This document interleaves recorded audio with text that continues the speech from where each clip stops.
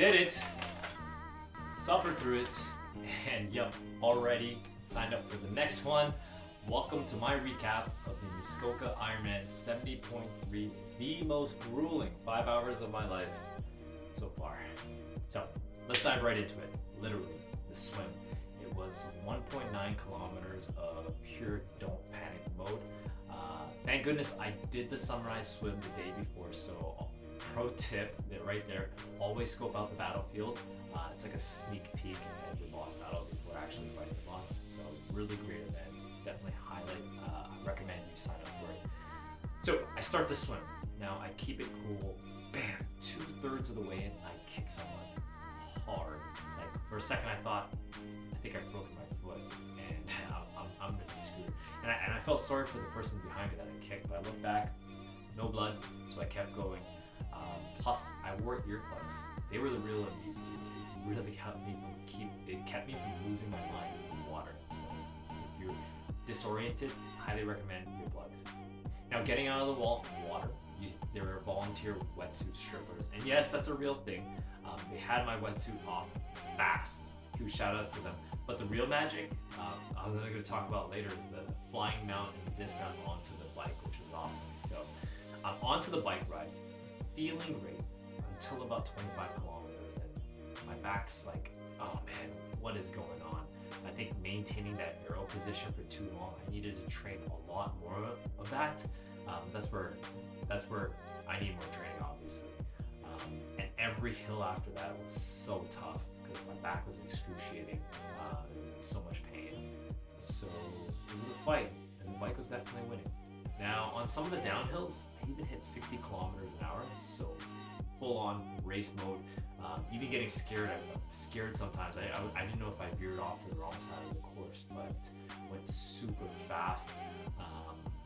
You can, and with Ironmans, if you haven't done them before, you're not allowed to draft, so you can't stay too close, which is good because you're going at 60 kilometers an hour. Definitely not normal. I'm not a road cyclist. I'm really new to the sport, so I'm glad that you didn't ride too close to other people.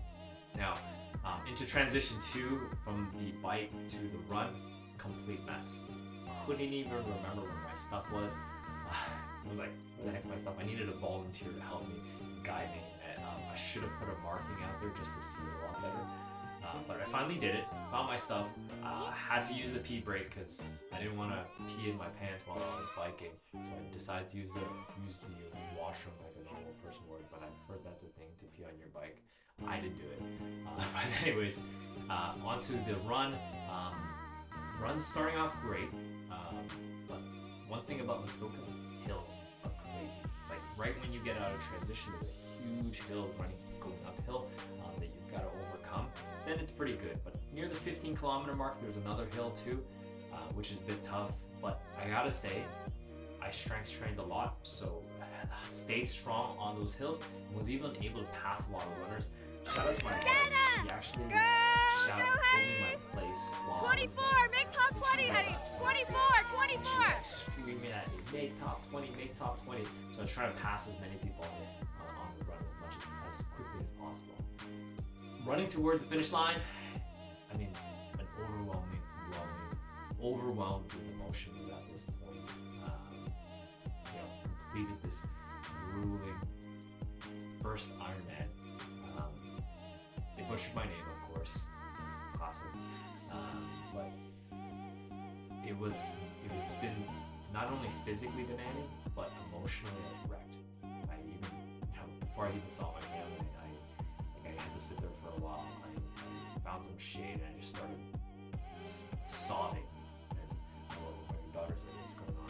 I'm just happy I done. It was a man who survived the hills of Muskoka, I gotta say. Now, to all the Ironman hopefuls out there, just know it's not just about crossing the finish line. It's about kicking people accidentally in the water. It's about crossing the hill and then crying a little bit at the end. But you will finish, and when you do, you'll feel like you just conquered a tiny piece of the world. Or at least Muskoka. Now, thank you for watching, guys.